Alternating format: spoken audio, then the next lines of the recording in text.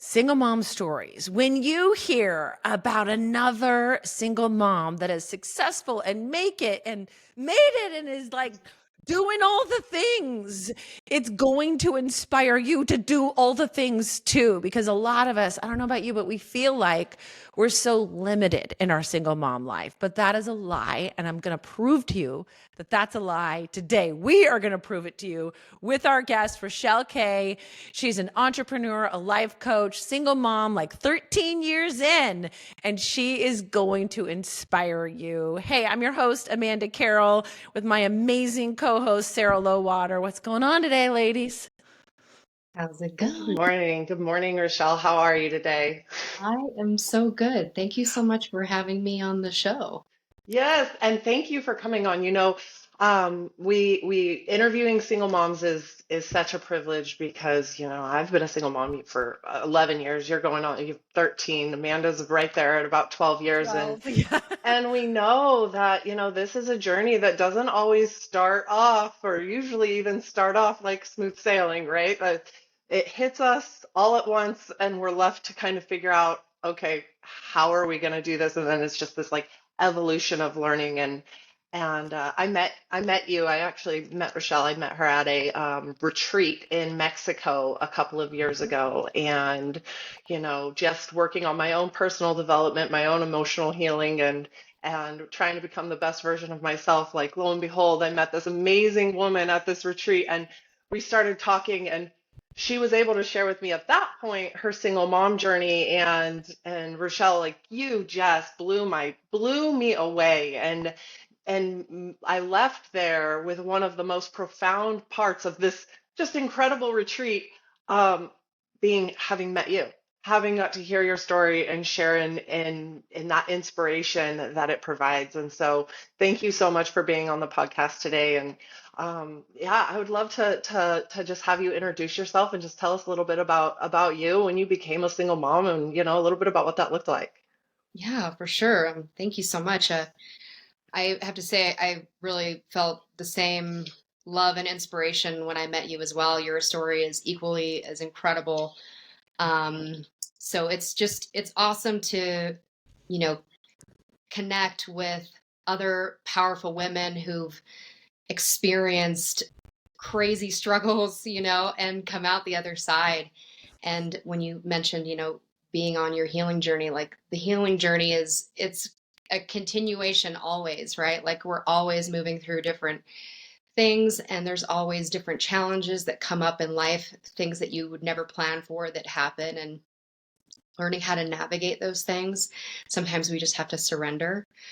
Um, but yeah, so my name is Rochelle K, and I've been an entrepreneur really since I was 22. When I was married, I had a very successful construction company. And I did that for 7 years. And in that time frame, I had another company where we were doing like spray and bed liners. My dad has a dealership, and so he would sell the trucks, and the trucks would come to us, and we did the liners. Anyway, so a lot of different business experience, but when I decided that I was going to divorce my husband of 9 years, it was really scary because, I just didn't know what was out there. It was like the unknown. And I think this would probably be relatable for a lot of women who are, maybe finding themselves in that same position. It's like you're kind of like jumping off a cliff into the abyss and you have no idea like if you're going to land on your 2 feet or like what's going to happen. It's scary. And there's also so many boxes that I think we're kind of forced to fit into, as far as like how people view you as a divorced single mom. There's just all these titles that come into play, and I think it can affect people's or women's ability to make the decision to separate and start over. And so there's so many pieces.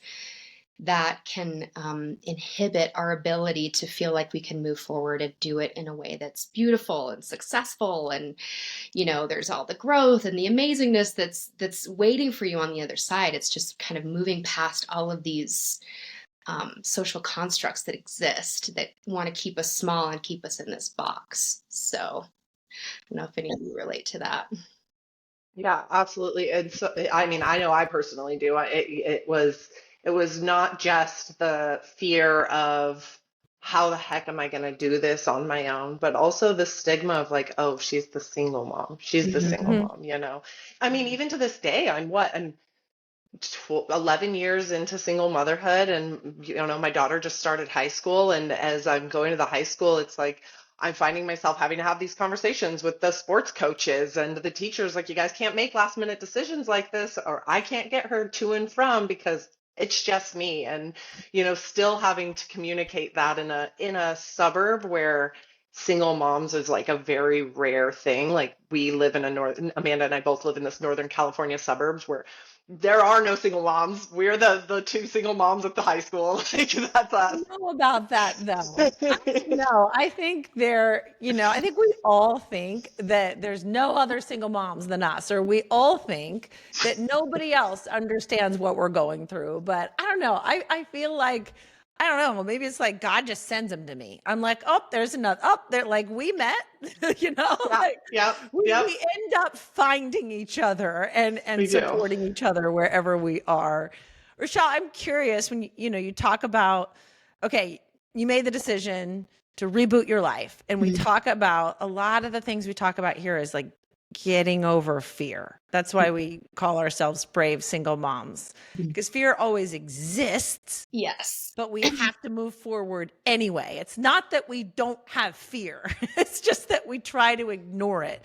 So, Yeah. how did you get over that moment of fear? Oh my God, how am I going to do this? I'm going to be a single mom, and then reinvent your life. Yeah. Well, a big aspect of my decision and my bravery, it's like you said, the fear, it's always there, it never goes away. You just have to like face it and like Yeah. plow through it. You got to like plow forward. And I really suffered for 9 years. It was like a grueling marriage filled with lots of abuse. It was physical abuse, emotional abuse. So I really had very little self confidence when I chose to get out of that. And I remember I was turning 29, and I remember thinking to myself, I don't want to be 40 and then finally getting to this place of being like, okay, I've had enough, you know? Yeah. And my situation was really unique because I had two small children. My daughter was 6 at the time, my son was 9. So they're very small. And, I'd kind of been isolated and not really allowed to have friends, and I couldn't like have my own career. So I didn't have my own money, which makes it very difficult to get out of Yep. a marriage or a relationship where you're completely financially reliant on your partner. So, and I was even, early on in my marriage, I was in college, and um, my passion really was I wanted to be a doctor without borders. I wanted to be able to travel around the world and provide medicine and help people. And I had to drop out of college because it was creating too much drama for me at home. And I really I couldn't handle it. So, um, no degree, couldn't finish my college degree, and no money and two small children to figure out how I was going to care for. And I remember,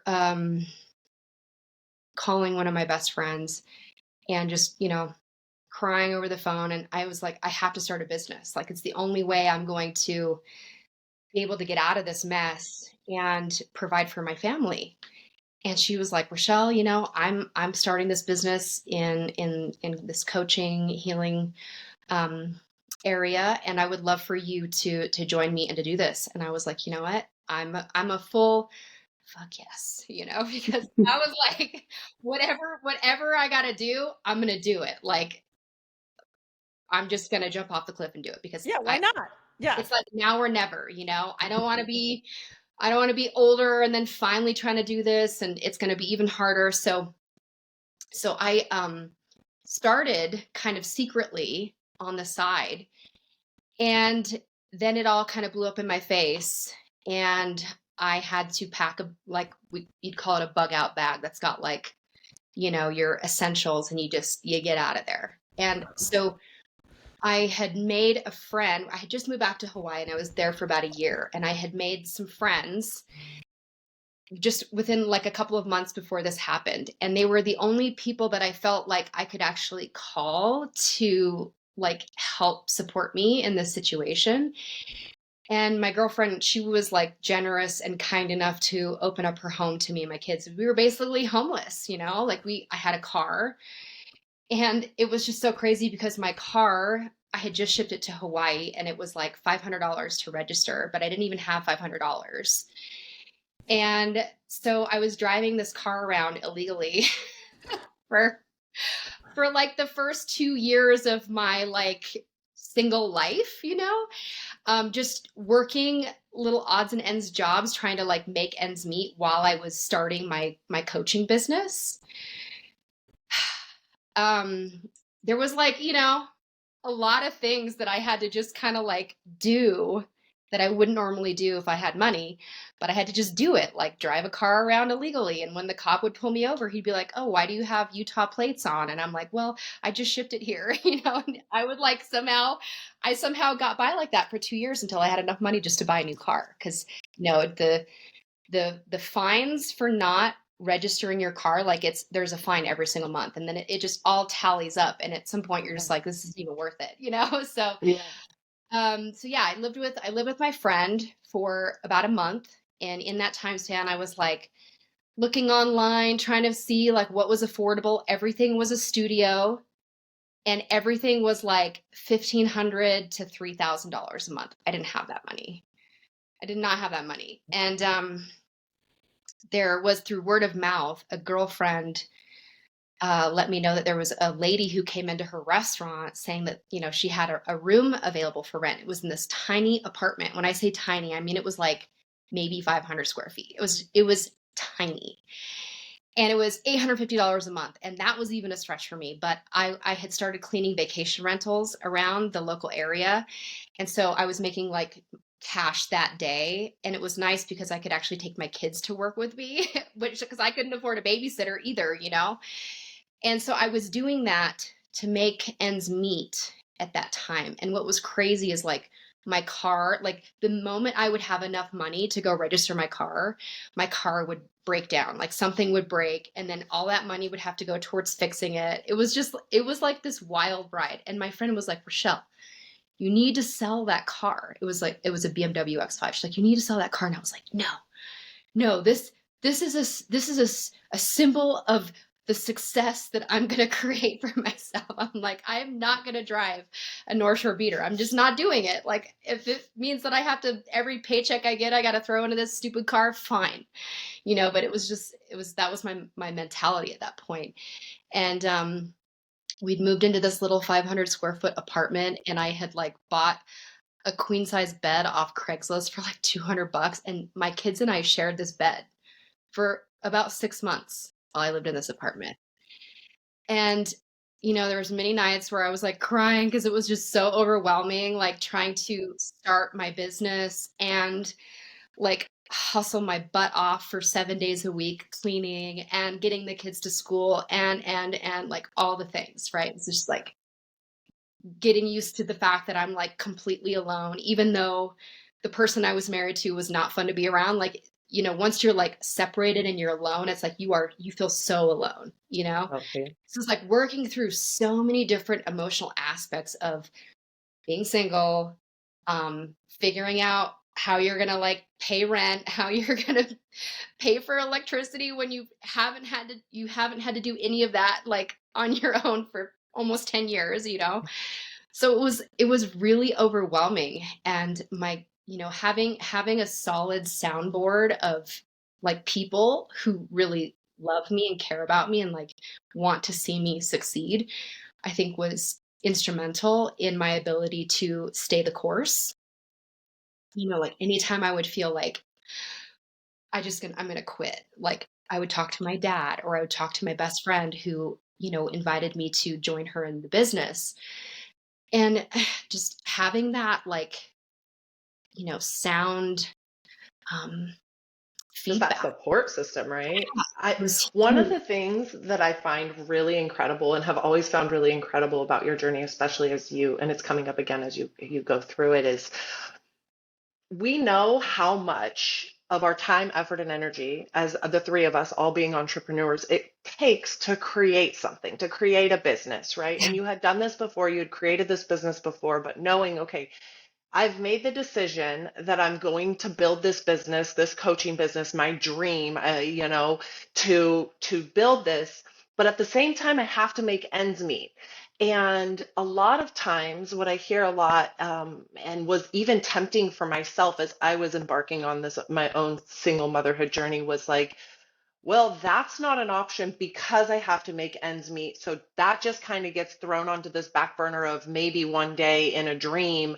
And all of my 100% of my time and energy is into now I've got to look for a job and just, whatever job I can get. It's got to be a little bit more than ends meet. And you never surrendered or conceded to this life of making ends meet. Even while you were in it, you always knew there was a bigger picture and a bigger plan and a reason that you were staying this course. And I think that is just unreal, and so inspirational. So I'd love to hear a little bit more about, that kind of temptation as you moved through this. Like, was there ever any temptation for you to just not do the coaching business and try and figure something else out and concede to this life of making ends meet? You know, um, for me, there were a lot of opportunities that continued to come out of the woodworks. Different people would approach me and be like, "Hey, look at this shiny thing over here," and I'd kind of look at it and entertain it and think of, I'd ponder it a little bit. And then I would call my dad because, my dad's an amazing businessman, and I know that he's someone who's going to give me really good advice. And he would be like, "Rochelle, you need to focus on the one thing and get it to be successful before you consider anything else." And it's so true, because if your energy is diverted into all of these different channels, you can never fully give that any one thing your full time and attention to make it become what it can become. And so if you really want to get your business up off the ground, you have to be all in. And I really knew this and I felt this, and I just had like blinders where I was like, nope. And even though I didn't know exactly how I was going to make this successful or when, or what that was going to look like, I could see that there was a light at the end of the tunnel. I knew that someday I would be successful in my industry. I knew that I would be able to afford my son's, football stuff that was like $350. I had to tell him, no, I'm sorry, I can't do it. And he was so mad at me. And that just crushed me. And I wanted to stay living in Hawaii. And it's like one of the most expensive states in the US. I mean, it is crazy. And the cost of living and like what people are compensated, they don't match. They do in California, they do in New York, they do not in Hawaii. And so if I was going to make this work, like I had to make my business work. I was like, I'm staying in Hawaii. I'm going to get out of this little tiny apartment. I'm going to get a new car. Like these are all like, I got to do these things. And so Yeah, it just became non-negotiable, right? it's Like, this non-negotiable. is going to I happen. say, I don't know how it's going to happen, but I know that it is. Yeah. And you know I what? think it's Tony Robbins that says that, like when it becomes a must, Yeah. Hmm. like it becomes like, and when you have no plan B. Yeah. Hmm. It's do Do or you die. think sometimes when you look back, sorry to interrupt, that like, do you sometimes miss that girl? Because I think I look at myself when I like hatched a plan and I moved across the country from DC to California with 3 little kids to chase down a job.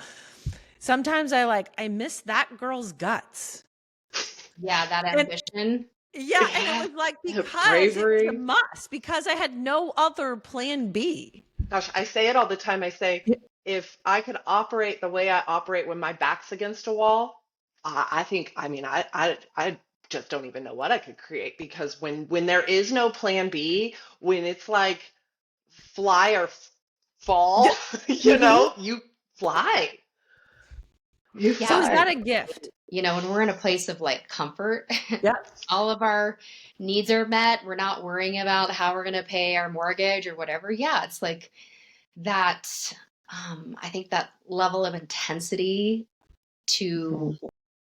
move the needle, it does shift a little bit. So there's Mhm. definitely times where sometimes I think about that girl, that woman. Yeah. You're like, yeah, she was cool. Like she was doing the things, Brave. But Yeah. there's I'm like, someone listening or watching right now that is that girl, that is that woman, When I, and that's the one that I've dedicated my life to, Mhm. because I think about that girl that we all three were and still are inside, but the hustle woman who's reinventing her life right now and just a newly single mom is trying to figure out, do I move back in with my parents and just kind of give up and live off a little bit of child support and survive until I meet some other guy to help me, or do I hatch a plan to become financially independent and really rock this thing? Like I think about her, mm, and I wished I would have had one of us in my ear whispering to her, hey, you can do it. Hey, but you did it. And I think that's one of the things for all of us here Yeah. is, you did do it. And in those moments, and tell me, correct me if I'm wrong, Rochelle, I'd love to hear. But for me, in those moments, I didn't feel very brave. I didn't feel very cool. I didn't feel very strong. I felt like an overwhelmed mess. But looking back, I can see like, oh no, you made it happen. yeah. I mean, I was scared shitless, like Yeah. Yeah. honestly, like public speaking, I was like, oh my God, this is my worst nightmare. Like in high school and stuff. If I had to read a paper in front of the class, I mean, like, I would just rather die. I'm like, I'm not going to school today. you know, I had to overcome that because I had to get on stage in front of thousands of people and speak. And I had to get up and, teach workshops in front of, large classes and speak. And that was terrifying, terrifying. I mean, I would like rehearse and practice and like do all the things necessary to make sure that like I had my workshop down, and then I would get in front of people and it was like deer in headlights the first few times. So that was something that I made myself do that I did not want to do. I did not like it. I was very, very uncomfortable, but I made myself do it because I knew that was required of me in order to create the success that I wanted to create for myself. And this is something else I wanted to bring up is that, you know, being an entrepreneur, starting a business, it's a lot like being a parent or a single mom or a single dad, because there are many aspects of being a parent that are absolutely incredible, amazing. Our kids are these beautiful beings that we've created. And there's parts of parenting that just absolutely suck. It's hard. It's like I hate being a disciplinary person. Like the that stuff is not fun for me. It hurts, it's hard, it's not enjoyable, like there's just things about parenting that is really, really hard. But we do it out of love for our children. We do it because we're helping our children grow to be the best versions of themselves. And it's the same with our business. We do things that we don't like to do. They're really hard. They're really uncomfortable because we love our business. We do it for our business. We do it because we want it to be successful. We want it to work. We're not just like throwing it in the trash and then trying to start over doing something else. Like you make the commitment, you stay the course and you just keep moving through all the different difficult scenarios that happen because it's all there for the betterment of yourself. Like it all teaches you things, it gives you the depth, it gives you the wisdom, it gives you the strength. You grow. So all the obstacles are there to serve you. It's like weightlifting. And I know Sarah, I have a feeling you'll know it too, but I know Sarah totally gets this. It's celebrating your point of failure. Yeah. So, I remember when I first became a single mom, like I drank the CrossFit Kool-Aid. I was doing Olympic weightlifting and like it felt so fun to me, made me feel so strong.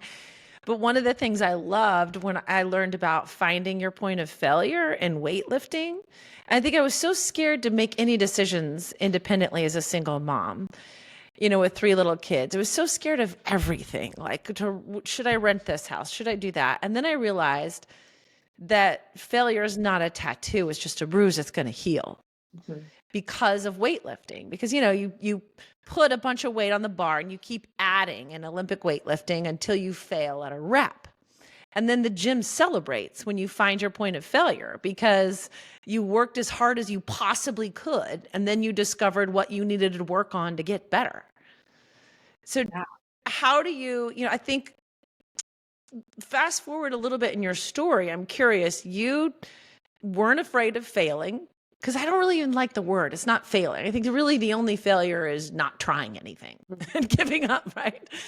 So you push through fear of failure, and you're building this business, cleaning houses, sleeping in the same bed with your kids.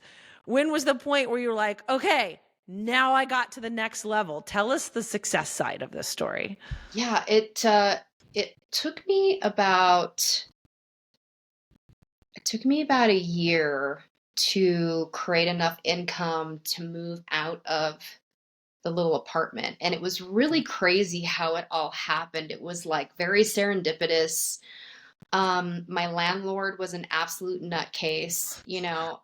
She lived in Texas and she would call me at like different hours of the night. And I didn't even have a relationship with her like that. It was just, she would call me to cry about like her boyfriend or whatever. And I'm like, uh-huh. And I just would go along with it because I didn't want to rock the boat because I really needed this place to live.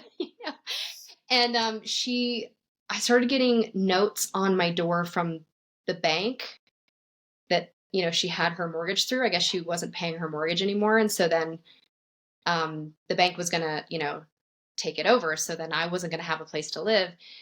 And she was doing some, I forget what they call it, like where they apply for some financial assistance and she can like skip her mortgage payment for a month or whatever. She called me and told me she was doing something like that. And I was like, wow, really? That would be amazing because then I could use my rent to fix my car that just broke down again. And she was like, yeah, go ahead. And I had it all in writing. So then I did that. And then she called me like a couple days later. It was like on the 1st. And she's like, hey, rent's due. And I'm like, wait a second. You told me that I could use my payment to fix my car. And she's like, oh no, that fell through. You gotta make your payment. And I was like, well, you gotta give me a little bit of time to get the money together because I don't have it yet. And she was like, well, you gotta move out. And I was like, oh no, So I'm like going for a walk around the block. I'm talking to one of my friends and I'm just like, I don't know what I'm going to do. I've been looking online. Everything is like way out of my budget right now. And I walked up on this for rent sign in the yard of this super cute little like beach cottage. And it was right across the street from this very cute playground. And it was a beach park. And I saw the guy mowing the lawn and I like waved him down and I was chatting with him. And he was like, well, it'll be ready to rent in a couple weeks. And I'm like, that's perfect timing. He gives me the form. I fill it out.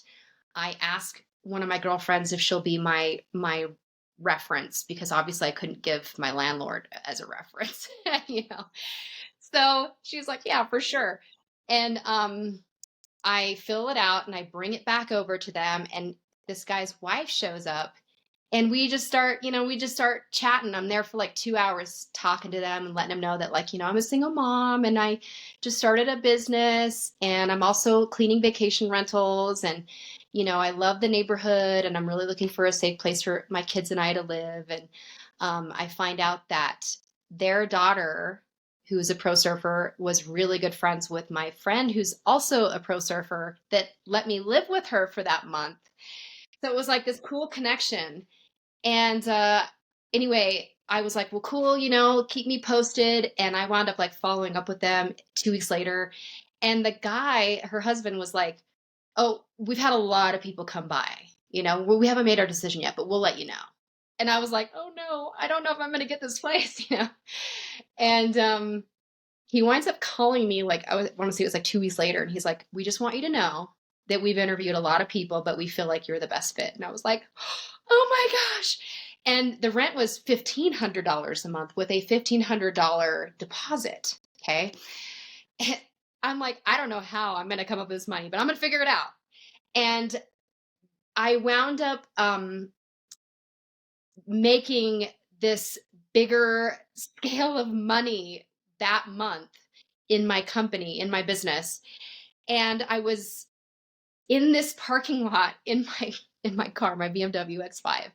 And this guy pulls up in his lifted Toyota truck with like the big bar in the front, and he hits the front of my bumper.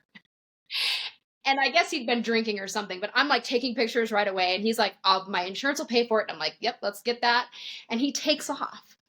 Well, his insurance cuts me a check for $1,500. So there was my deposit, and I had just gotten my $1,500 check with my company. So it was like, boom, I was in like Flynn, and I was able to continue to make the amount that I needed for rent every single month after that. And it was such a great little cottage to live in because my kids had their own room. I had my own room. Now I had like some space to like kind of breathe and, think without children in my space 24/7.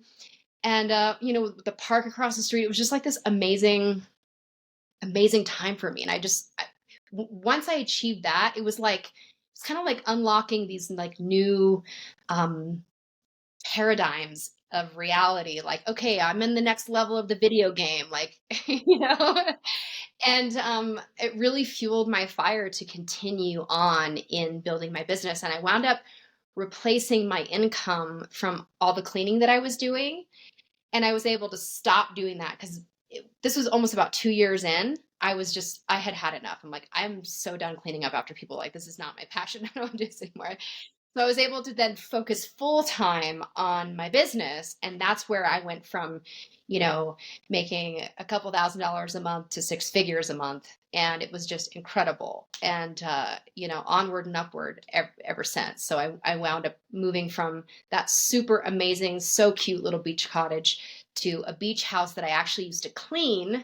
And when I remember cleaning the beach house and going, wow, it would be really cool to live here. I would love this. And I moved into that beach house and I was like, you know what? I'm going to buy this house. How badass would that be? And so I was like working a deal, and I almost had it. Then he backed out and wanted to raise my rent and everything. So then I wound up buying a different beach house up the road. But yeah, so it's been just a crazy, amazing 10-year journey that I feel so blessed that I stayed the course and I've worked so hard for everything that I have created. And I feel very privileged to like live this very storied life, and everything I've done it with integrity and intention. Like, I have so much intention behind every step and every choice. And I really always consider like the bigger picture. And the number one goal is always like, how can I show up and be the best version of myself and help as many people as I can? So, I think one of the things there is, as you're telling that story, is the value of just faith and trust, right? That blind faith and trust.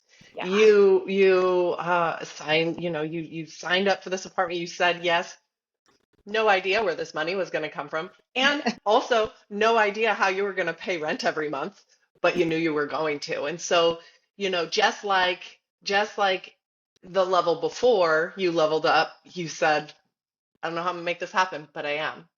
And because we had no choice, you did. And then you made that level up. And again, because you had no choice, you did, right? What was the alternative? To go back to that 1 bedroom apartment, or were you just going to make it work? And then you did. But how much courage it took to lean into blind trust, to trust yourself, to trust your business, to trust you as a single mother, that you were going to be able to make this happen, and just remove any kind of personal doubt or self-doubt that there was even a remote possibility that you weren't going to be able to make it work. And that, I think, our listeners can take just so much out of.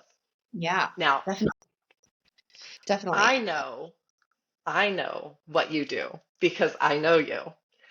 and I think I probably should have asked this earlier in the interview, because I'm sure our listeners would love, like, they're listening to you talk, what business did this girl create? And so I'd love to hear if you want to just tell us a little bit more about what it is that you do, what you created, and kind of that story a little bit. Yeah. So I'm sure you've heard of the company doTERRA. Yeah. And I am a blue diamond in the company, and it's in the network marketing industry. And I had a lot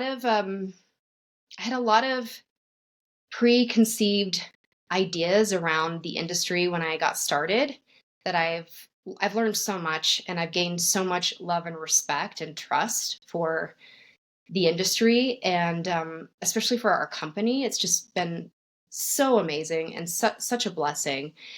And yeah, I've had such an incredible time. I've gotten to travel around the world with doTERRA and go on different sourcing trips, and getting to meet the growers that we are partnered with, and speak with them and see the impact that we make all around the world. And it's such a huge part of my why. I'm very much philanthropic in the way that I do things, and I love to, like, really get my hands dirty and do things that are making a difference, even if it's like the smallest thing ever. That's where I feel like I'm living my life with a greater purpose. And so, yeah, it's just been such an incredible company, and I feel very blessed by God to have had this incredible opportunity come into my life, because it has given me the freedom Yeah. that I've, like, never realized was possible. I just the kinds of experiences that I've gotten to have in my life because of this journey has just been, like, beyond my wildest dreams. And I love helping people have that same experience, because it is so empowering and it is so life changing. Um, and it's, the industry itself, whatever, company that you're looking at, or, you're choosing to work with, like, the industry it's truly incredible. It's you have a low entry, so you're not having to fork out thousands of dollars to launch a business, which is amazing. So it really helps for people who maybe they don't have the financial backing to start, a restaurant or a boutique or whatever it might be. So it makes it very affordable. And then, yeah, the fact that it's created more millionaires in the United States than really any other business model is pretty phenomenal. And I think it's really just helping people work through some of the old paradigms that exist. And they do exist for a reason, because, there's a difference between the amateurs and the professionals, right? So That's beautiful. Thank you for sharing that hope with us. And thank you for asking that question, Sarah. There's something that you said in that process that I want to go back to. You talked about your why. And I don't know about you ladies, but I think that finding your why, especially when you first become a single mom and you're trying to reinvent your life, or you're trying to reinvent your life in any way, is that's your compass for everything. I read my therapist when my ex-husband left, she said to read this book, Man's Search for Meaning. And in that book, there's a quote. It says, "He who has a why to live can bear any how." And that's why I teach to single moms in my coaching program. One of the first things is find your why. What's your why? What's your why? Because no matter how hard things get, no matter how many things come up against you, if you have your why, you can bear any how, and you will keep going. So I think your why changes. Mine's changed. very But much. I'm curious, what was your why, and what is your why? And was that something that you went through to propel you forward? Yeah. So, I mean, in starting my business, my why was my children. Yeah. Like I needed to be able to, put a roof over our head and food on the table. I didn't want to be on welfare forever. I didn't want to drive a car that broke down on me literally every month. Like I knew that we were meant for better. And the only way that was going to happen is for me to really just work really hard. And, being an entrepreneur is hard. It is not like you just wake up one morning and you're like, I'm going to try this out and overnight you're a success. It requires all of you and parts of you didn't even realize existed. It is like everything. You eat, sleep, breathe your business, your work. And so, yeah, my kids were my why for sure. And once we got in a place where we were very comfortable and our needs were met, and I was no longer worrying about, getting paid when my next paycheck was coming in. My why definitely shifted more into the philanthropic work. And so that's where I really started taking off on these different humanitarian projects that we were doing. Going to Bolivia, I went to Bolivia and I was up in the Altiplano, which is like a very arid region of the country, and really getting to see how people live up there. And we worked to build a medical facility, and we got to build this with the community. So we've got like these amazing Bolivian women in their incredible like traditional clothing with all their skirts and their hats, and they've got like their babies in these wraps, and they're like digging trenches with us. And it was just amazing to witness this, and they were like working harder than some of the men, and to be there like working alongside the community to construct this medical facility that was going to service like 10,000 people. It was just like, I'm like, this is why I do what I do. And it was like bringing me back to my passion early on when I was in college, wanting to become a doctor without borders. We got to work with several local doctors around the area, and we had a workshop, and we were introducing some essential oils and kind of sharing some of their benefits, and literature. And it was kind of like this full circle moment for me where I was like, wow, I am getting to do something that has been a passion of mine, has been a desire of mine for so many years, and it's like coming full circle in this completely different aspect. And so that was really powerful. And I would say that that's still a big part of my why. I love doing that kind of work. There's this saying that your income is, it's a representation of how many people you help. And so, in looking at that, I think of, again, the philanthropic work that we get to do. And also when I connect with other people who are looking for financial stability, and the health industry is something that they're really inspired by and they feel very passionate about. I love bridging that gap and showing them what's possible. That feels like so amazing. And I love being that support system and helping to coach people through some of the different mindset things and just really showing people what's possible. So that is just like, that is so much fun for me. I really, really enjoy it. It just like doesn't even feel like work anymore. It's just like this fun thing I get to do. And showing people what's possible. And right now, you're showing single mothers what's possible, having walked a mile in their shoes once upon a time and come out this other side. And one of the things that Amanda does in her personal coaching business is she coaches single moms who are embarking on this very scary, very overwhelming journey where we can oftentimes feel lost and broken and defeated, to financial freedom. And in coaching them to, one of many things she coaches them to, but one of the things is to that financial freedom piece.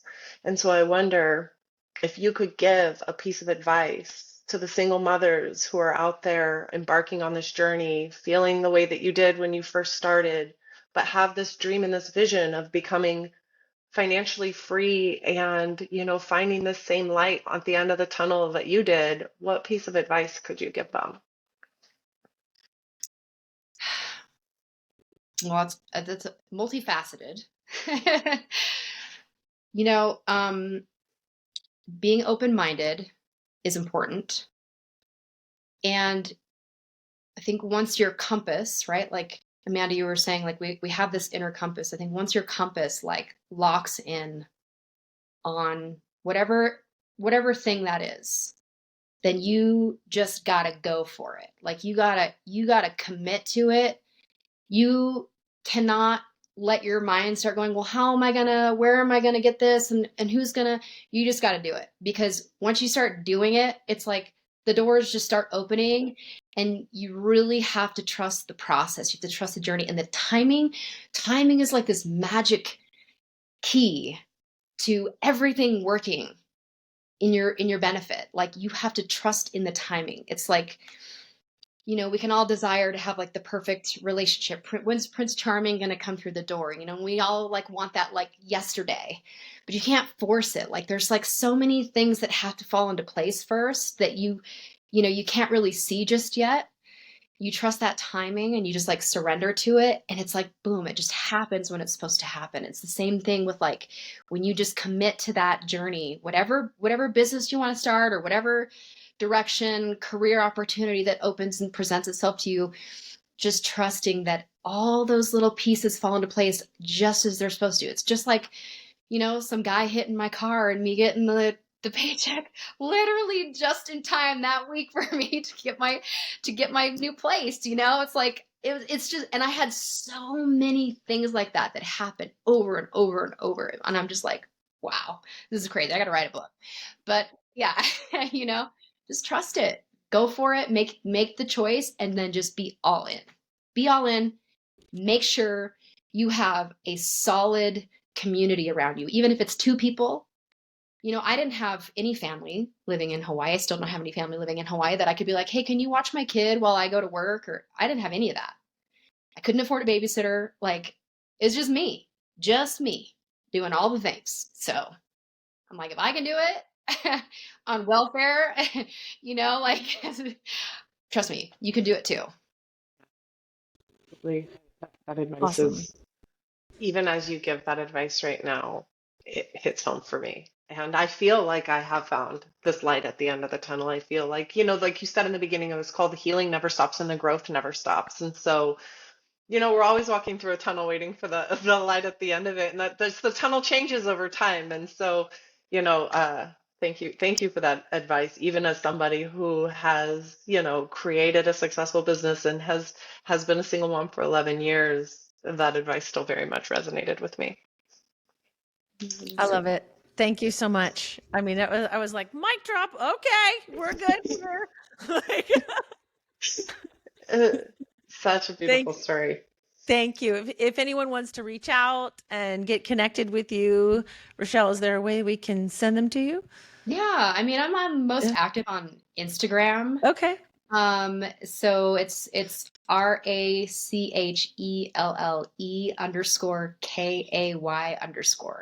Okay. I'll link it up in the show notes Sounds so good. that if you're like, I want to follow her and continue getting inspiration, we got you. Thank you so much. Thank you so much for having me and just giving me the opportunity to share. And yeah, what an honor. Thank you.